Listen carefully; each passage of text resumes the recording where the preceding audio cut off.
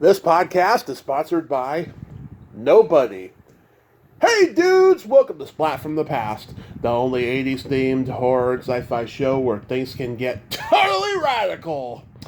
Now today I am welcoming back my good friend Anastasia Washington. She wrote a book, yes, a self-help book called You Need to Hear This, Self-Help with a Sense of Humor. And I haven't read this book yet, but I got the gist of it when I was on Amazon. She talks about, life's pressures and how to handle them and so forth. And I can't tell you how proud I am of Anastasia. She's been on here so many times since 2018. I've had her on twice a year, and I just fucking love her. And I'm so glad that we're going to talk about this book today because she is just fabulous, because I just adore her. I can't even I don't even have words to articulate, and we're going to talk about her stand-up comedy and whatever else is going on. Our conversations usually lead toward, the politically incorrect, courtesy of me, and she's such a good sport about it that we'll see what other rabbit holes we go down. Sorry if I'm slurring over my words a little bit. I had a weird experience this morning. My mom woke me up in a panic because my brother's window got destroyed. His glass door, I should say, not window, but it practically is a window. And we are getting to the bottom of that now. And it's a scary situation, but hey, we'll figure it out, I mean, we've never been in this situation before, but hey, there's a first time for everything. So yeah, here is my new interview with Anastasia Washington. Here I am. How's summer going so far? It's going. It's going. The next couple weeks are going to be a little bit crazy because I got two conventions, so it'll be a little Ooh, bit. what convention? I have Comic Con next week, and then the week after I'll be at Midsummer Scream. So it's going to be a little bit of a little bit of a I wish I had sleep. Yeah. But it'll be all for good fun reasons. So. Are you going to do the San Diego Comic Con this year? Yeah, I have a panel at Comic Con, and I probably will be doing a little bit of hosting. So I know like it's the weirdest Comic Con ever, but I'll be there. Nice, nice. Yeah, I just moved. Yeah. I just moved to Modesto. It's just like Reading, except there's less rednecks and less Republicans. But I can't complain. Oh, that's nice. That's good. Yeah. I'm an hour and a half away Yeah. from the Bay Area, so I can go see friends if I want to. So I'm a happy guy in that regard. Although something scary happened this Okay. morning. Somebody destroyed Oh. my brother's glass door in his bedroom. I don't know. I think I mean, we looked around like no one threw a football or anything. I don't know how that window slash glass door got destroyed. It's creepy. Oh my gosh. Maybe it was a ghost. Yeah, I guess it's true what they say. First time for everything. Very true. Very true. So I had Yeah. no idea that you wrote a book. You need to hear this self-help with a sense of humor. What's the genesis of this? Well, I a couple of years ago I made a couple of like comedy meditations. Hmm. And I really liked that. I thought there's something there that I want to explore. So I basically kind of expanded it into it's a little bit of cross between like a comedy album where I'm talking about my life and like just my knowledge of self-help and things I've learned over the years to just like cope with life, but in a comedic way. And as a person that's always kind of playing the best friend in life and on screen, I've learned how to be there for people, and that's basically what it is. It's like your best friend giving you advice, And just like, there's even a meditation where I just literally listen to you and just tell you you're right the whole time. So it's really great to hear it in the audio version. Like, there is a printed version, but you don't get as much out of it. I would say. But yeah, like, I don't know. I've been told that, like, I give pretty good advice, and I think that I give it in a funny and hopefully empathetic and nice way. So I just wanted to explore that in an audiobook form, and I hope to do more. Like, I want to do more books. I think the next one I'm doing is going to be a cookbook, but of course it will be a weird one because it's me. So yeah, I don't know. I like writing books. They're fun. Oh, that's so awesome. Is this book self-published? It is, and self-produced. Like, as a person that does podcasts and all kinds of stuff, I was editing and sound engineering it myself. As you know how that goes. We have those skills, so why not put them to good use? So yeah, self-published, but it's on pretty much every single platform except for Audible. I'm still working on the Audible stuff. It is, as a self-publisher, it's just it's a bigger mountain to climb for Audible. But everything else is on it. It's on Spotify. It's on Barnes and Noble. So that is something I'm learning. That everybody that's self-publishing should know. Like, that Audible hill is a hard one. I read the sample on Amazon. You talk about being able to say no and all of that stuff. Like, how did you learn to put boundaries on yourself and say no after a while? I'm still kind of, a work in progress on this. But I do think that as I'm getting older, I just have been able to prioritize things a little bit better, and just kind of evaluate why saying yes would either take a toll on me or our relationships or whatever it is, and whether or not I have enough bandwidth at that moment to do it. You know what I mean? Mm-hmm. I used to be so afraid that if I said no to things, I would never be invited again, or I would never do this again, or I'd never have that opportunity again, and that is just not true. I think we all put that anxiety on ourselves, right? It's like, if we have not said yes to that party or yes to this project, there's going to be no other projects ever.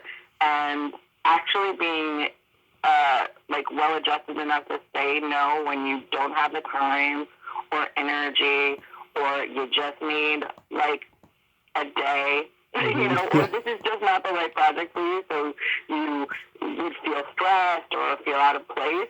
Like, you're not going to do your best anyway, so you might as well say no so that nobody is really, suffering for this, and you have enough energy for the next yes that works out for everything, I don't know. I think it's just easier now to evaluate that. I do still say yes to a lot of stuff that I probably shouldn't, because it's just me. I'm just very I want to do as much as I can. I want to be there for people as much as I can. But I do allow myself now time to be like, I can't do this right now, or I just don't connect to this as much as I should have, Yeah. It's a hard process. It's it's never overnight. Especially for people that are just yes people. And don't beat yourself up about it either. I think that's the other thing I learned. It's if you mess up or you say yes to too many things, it's okay. It's a learning process. Nobody's going to be a no person overnight. Yeah, I thank God that you've said yes to me every time I've asked you to be on. Well, this is always a pleasure. This is not a do I have to say yes to this? This is I love it. I'm always down. Oh, thank you. Yes, I love hearing that. Yeah, I mean, after I graduated high school, I took care of my grandmother for 9 months until she passed. And my mom, was working during the day during that time. I had to stay home with her. I never went out except for when my mom got home. And after, my grandmother passed, I tried therapy. And the therapist was a condescending douche. And I quit seeing him after like 2 sessions. So then I started reading self-help books to try to cope with loss and figure out why I couldn't make or keep friends or get a date. And I read Dale Carnegie's How to Win Friends and Influence People and some self-help books on That's a good one. self-esteem and depression. And they helped a little, but it wasn't until I changed my diet and got confidence I started getting the things I wanted. Mm-hmm. Well, I mean, it's a constant journey. I mean, I love reading different aspects of how people cope and deal because nothing is like 100% going to fit you. And I think there's fun in exploring that, like as a person that's, been through quite a bit in her life, like Hmm. I am open to trying to find the best ways to, survive trauma, be happy, and it's all gonna like it's not gonna be a one size fits all even all your life. And I think a lot of people put pressure on themselves about therapy too. Therapy is like dating. It can be daunting for people. But the thing is, like, if that person isn't like speaking your language or reaching you in a way, there's no shame in finding a different one. Yeah. And I think there's a lot of pressure on people to be like, just go to therapy. It's that easy. No, it's not. And also, like, you can outgrow therapists or methods of self-help, and it's okay to explore them. And sometimes it's fun to explore them. There's some pretty weird, like, self-help stuff out there that can be pretty fun. There's some stuff that I've, like, tried, and I'm just like, you know what? I'm glad I had this experience. Definitely does not reach me in the way that some people it reaches some people. But it's another way to like I'm constantly trying to like level up my empathy, my self care, my love of life, Hmm. and my coping mechanisms. And I think it's not going to be like I'm cured. It's not a cure situation. It's a constant like Yeah. journey. you know. I know no one told me that. That's what I thought you had to do. And then as time wore on, I learned that it's all about the journey and not the destination. And Mm-hmm. I'm enjoying it. And so much shit I took for granted when I was younger, and now that I just turned 40, last month, I'm like, holy shit. Okay, I gotta make things right and just keep evolving and just do things before I get any older. I'm hoping a miracle is gonna come where I could have money to go to Europe, before I'm 50. Yeah, I mean, and those are great goals. Like, I mean, I think that there does need to be more of a discussion about this kind of stuff, which is what I'm trying to do with my book. Is that like it feels so unattainable for people for self care, and it feels so unattainable for like somebody that's not Gwyneth Paltrow, that doesn't have like a team and unlimited funds to enjoy life, to cope, to have all these different types of ways of taking care of yourself and the people that you love. It shouldn't be inaccessible. It shouldn't be. And it shouldn't be something that like if you don't do it perfectly or you don't do it this way, you're shamed. Like it is a journey. It should be accessible for everybody, and it should be encouraged for everybody, and there should be no pressure on whether or not something like vibes with you or whatever it is. And I think that's the thing I noticed about like self-help, self-care, therapy, and stuff like that. It just felt like so rich and like white, and like inaccessible. And I was like, that is not okay. Everybody needs this. Everyone needs love. Everybody needs care. Everybody needs Yeah. accessibility to feeling their best. And hopefully, like I hope that the book gives a little bit of that, but I hope to one day be able to do a festival of self-care that's like makes comedy and mixes like all these different methods and makes it accessible to everybody. Like that would be the dream, you know. Yeah. Who knows if that'll ever happen, but I definitely like want to make sure that everybody has the opportunity, and I don't want anybody being shamed about the way that they go about it, you know. Unless it's really toxic, then I might shame you. Like, don't be being like, I love slapping people. That's my coping mechanism. No. Yeah. That one I have to say no. Has your mom read the book? Okay. Has your mom read the book? Yeah, she has. Yeah, and I mean, she's in there a lot, as so much of my family is, and yeah, no complaints yet. Yeah. That is awesome. Is there any sexual advice in the book? A little bit. I think it's more like about communication. I think it's more communication based. Yeah. I mean, I did for years work at, a sex shop and stuff like that, and what I noticed about relationships and stuff like that is that we're not communicating our needs or communicating our confidence level. That's another thing that, like, and then we project these, like, deficits that we have in ourselves onto our partner, and I have definitely been guilty of that. Like, I could have my partner be there and be like, in their way saying, you're beautiful, but to me, like, if it wasn't said in a certain way or done in a certain way, like, then all at once, like, that makes me not as confident. And that is where, like, I think a lot of, just relationship and sexual problems happen in general. It's like, it's a miscommunication because we're not open to listening, or we have a mistranslation in our brain, because we expect everyone to show up in a way that is our language. And that's not the way it is, especially with men and women.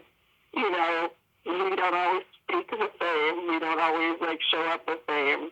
And that's okay. And I think that's something to, like, learn, especially with your sexual partners, because they may be, in their mind, giving you the most amazing feedback, and in your way, you're like, there's no feedback happening at all. Communication is so important. Yeah. I've been out of the game for a long time, due to my injuries and stuff, and I haven't been dating or anything like that. I do have some long distance exhibitionism partners that, ironically, I met interviewing them on the podcast and stuff. Oh, nice. Yeah. You just find it anywhere. Yeah, it's crazy, even in Hollywood. Yeah, that's awesome. Yeah, I mean, it's important to explore those different kinds of things in yourself, and have that kind of contact. So I get it. Speaking of Gwyneth Paltrow, have you seen her Netflix series Sex, Love, and Goop? I haven't. I've heard a lot about it. I just don't know if I had time to invest in. I feel like I'd be so angry some of the time about some of this stuff, but because it's just so hard to, like, keep up with that level of I don't know how to even describe it. Self-care, because we just can't afford it. Who can afford that? Well, They only did like 8 episodes, and it hasn't been renewed, strangely. But like it did cause a little bit of controversy because there was a woman, there was a tantric therapist in it, who was giving a lesbian couple, tantric finger bangs, and it like ended up on the internet news and stuff. And I was like, yeah, it's all consensual and everything. I'm sure they signed a waiver beforehand. It's like it's part of the Yeah, I'm show, sure. you know. Yeah, I mean, as long as it's consensual, I mean, Yeah, it's no problem. crazy. It's Just don't crazy. watch it if you don't It like it. it's crazy what people will. It's crazy what people will get up in arms about and stuff. Which leads me to my next question: how's stand up going? Yes, it is going pretty good. I have been, regularly getting up there and stuff like that. I'm doing a storytelling show in the next week, which is pretty cool. I really love that. It's been good. I'm leaning into working with my friend Samantha Hale a little bit more on her amazing show Horror Nerd, which has been traveling around a little bit more. So that's really fun because it's stand up in in a subject I really love to talk about. So that's always great. Yeah, I like where it's going right now. Yeah. Oh my God, that's so awesome. Yeah. So like, you've run across any like well, of course, I'm sure you've been getting good audiences, but have you run across any audiences that's just like not with it? I mean, there's some that are less engaged for sure, and then there's even more of I don't know, a challenge, or it's a little bit more fun for me to be like, okay, well, how am I gonna get that? Like I did a Yeah. show at Flappers like recently, and everyone was really like, we were all like, how are we gonna get them? Because there were a lot of moms that had come out to support one of the comedians. And we were just like, okay, so what in our, how can we adjust our set to really get to these people? And I think it was really great that we discussed that backstage with each other, and nobody, failed. We just adjusted, we pivoted, and we figured out the room tone, and I think that's such a great moment. You know what Yeah. I mean? Just knowing your audience. At first we were all like, how do we reach these people? They're so different. And then we were like, oh wow, we have family stories that they'll appreciate. We have this, we have that. And they turned out to be a really great audience. So I mean, I don't know, not really. I think it's great to have a challenge, Mhm. and see what kind of material you can bring up to reach different audiences around, that are not typically what your material is for. Mhm. But yeah, I mean, for the most part, audiences are great. Yeah. Now backstage, no, I'm just joking. Oh yeah, do people come up to you after you're done? Yeah, I mean, they do. I mean, especially talking about being a biracial woman, I get a lot of people going up to me and going, wow, I'm so glad that you said that. I feel that. I've been afraid to, explore that. And I was like, well, I don't want us to be afraid to explore that. If that's how we are treated or feel, we should be able to discuss that, so we can make a better community for ourselves. And hopefully, that reaches other people too that haven't been in those circumstances, but also maybe cause those circumstances. So yeah, I mean, I do have a lot of people of mixed background or parents of mixed kids come up to me after the show and talk about that kind of stuff. For sure, that is pretty common, which is it's such an honor for me to talk to people like that, and I Yeah. always am willing to talk even more about that if it's needed. Yeah, there's a cliche that that so many female comedians are on stage talking about their period. Do you ever talk about your period on stage? No, not really. I'm not. I mean, like, I may talk a little bit sexually or something like that. Like, I'm not. I don't. Even the way I talk about like my body or sex is not very lewd. I think it's weird because I'm writing kind of a script right now where there's like a level of lewdness that I could go to, and I love alluding to things. I think there's something about the way that you discuss things that can be really fun, like the double entendre, like that kind of stuff. Oh yeah. And that's kind of more me. Like, I'm not really into like talking a lot about any kind of bodily function, to be honest. I do talk sexually, but I don't talk like, I mean, I think that there's a shock factor for a lot of comedians that is their shtick, and that's great for them. More, my goal in comedy is to start conversations, and hopefully make a change through comedy, but also like entertain and all that, of course, and make people laugh. But I tend to not do that kind of stuff.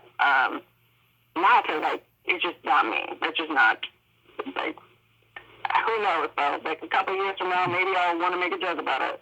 But currently, not really my vibe. I love hearing shocking things just from people in general who don't seem like the type that would do so.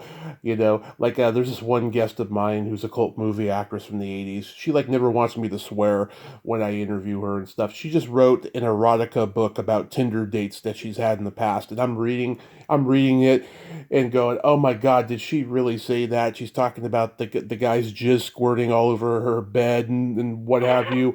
And I'm like, oh my God, she is such a prude. I never would have expected her to write that. Right. I mean, I think it also depends on the medium and stuff like that. Maybe, somebody's more comfortable in a certain medium talking about certain stuff. I don't know. It just hasn't been that, like, I don't mind talking about anything really, but there's certain stuff that's just really, like, more, I don't know, me to talk about. Yeah. I don't think anything is, like in my mind is off limits per se, but it's just definitely Right. like stuff that I definitely talk about more than other stuff. So. Yeah. Oh, I got to tell you about my recent prostate exam, if you don't mind. Okay. Okay, it's not what you think though. So, Okay. back in April, I go to get my A1C levels checked, because I got diabetes last year, and she said to me, "You're gonna be 40 soon. I think it's time for your first prostate exam." I had to go get my yearly labs done, and so I had to go to this clinic that I had never even been to before, and because Mhm. our diagnostics at the Safeway that we shopped at, they stopped doing it over there. So I had to go to this clinic I'd never been to before. I get in there and there's this nurse. She was super cute, and I take a look at her hands and I'm like, oh my God, those hands are so delicate and beautiful. I'm gonna love having that finger in my butt, because I was looking forward to this. I've always wanted to have a prostate exam. So she does the blood work, and then she's like, "Okay, you're free to go." And I'm like, "Wait a minute, what about the prostate exam?" And she's like, "Oh, the blood test was part of it. Yeah, we don't do the finger anymore." And I'm like, "What? That's bullshit." I was so disappointed. I'm so sorry. Yeah, I'm actually like, that's pretty awesome that there's different methods now. I hate needles. I mean, I'll take the finger any day. See, to each their own. To each their own. Well, maybe next year, I'll get the finger, over here since I moved. So we shall see. But yeah, We shall say indeed. that was disappointing. Yeah, Friday is National Nude Day. I found out. When you're at home, are you a nudist? Pretty much. Although, like, there's a lot of people in my house recently, so not as much. Yeah, yeah, in my home, in my family, we've always been like that, but we've never been nude in front of each other, just in our bedrooms, pretty much. Yeah, it's like, get a private time, yes, for sure. If you could have anything named after you, what would it be? If what would you mean that way? Yeah, anything named after you. Oh, I don't know. I mean, like, I've always wanted to have, like, a sandwich I thought that was named after me. A what? I want some kind of food. I A want to be on food. somebody's menu. I'd like a vibrator named after me. There you go. How, You know, I want, like, a really, like, crazy sandwich named after me. how does this sound? The Tommy Chatsy. That's perfect. Yeah, I bet you never sold one of those at the sex shop. No, not yet. Make it happen. So I know you probably don't want to give a hint, but like, what's an example of what you want to put in your cooking book since you love food so much? Oh, there's going to be a lot of baking in the first one that I am working on. So, I mean, I love baking, and I do think, like, it's one of the easiest ways for people to get into cooking, because you can just be so exact with it. And so I'm super excited about that. And it's going to have a weird twist to it. So, but yeah, it's going to be a lot of baking for this first one. That's for sure. A lot of yummy baked goods. Yeah, I gotta like get hardcore back into the gym so I can get rid of this diabetes for sure. I've lost 40 pounds so far, but I got a lot more to go. Congrats. Congrats, though. That's progress. Yeah, I came earlier today. I got a memory popped up on Facebook of this picture of me from 16 years ago. God, I was so thin, and my hair. I had a lot more hair, and it was pitch brown. And I was like, God, I was sexy back then. Like, oh my God, look at myself now. I look older than I actually am. It happens. Aging happens. It So, happens. so do you have any other upcoming projects or stand-up shows? I mean, the next big thing, I'm going to be on Nudist, which is a podcast and storytelling show. Mm-hmm. Next week at the 18th, and then I will be at Comic-Con and Midsummer Scream. And Midsummer Scream, I'm actually going to be doing stand-up. Mm-hmm. Horror movie style stand-up, and also being in the fashion show as a dancer and model, so it'll be cool. Ooh, are they gonna be plus-size models? 10, yeah, I mean, and all shapes and sizes, all genders, it's really, like, a great show. And the outfits are amazing. They're by Poltergeist and Paramore. And so it's going to be a really fun show. That's so awesome. Are you gonna show your belly button? Yes, I think so, yes. I was like thinking about my two outfits. I'm like, for sure one does. The other one's a little bit more like 80s fitness vibe, so. I know. I love it. I love it when you do those videos on Instagram and you show it. I mean, I'm like, God, she's got it going on. Oh, thank you so much. Oh, absolutely. Am I the only one who says that?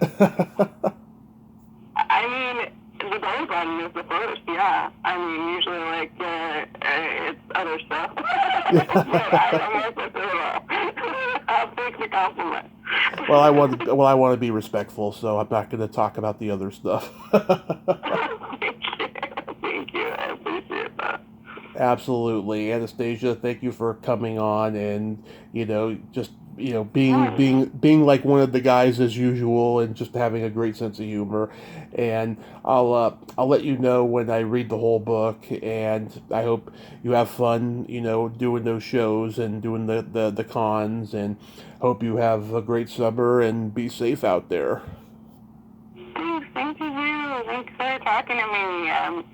And hopefully you have a great rest of your week and summer. Yes, and I hope fucking we find out, who did that to my brother's glass door. Indeed, yeah, that is the great mystery. Like, ooh, that's scary. Yeah, I guess that's Modesto. I hope it's the only time it's going to happen. All right, you have a great day. Be safe. You too. Thank You you. too. Bye. Bye-bye.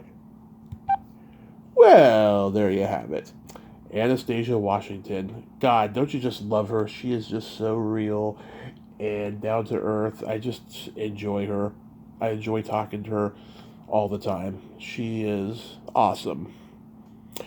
Well, until next time, this is Tommy Throwback Kovac saying there's no shame in living in the past because the present sucks.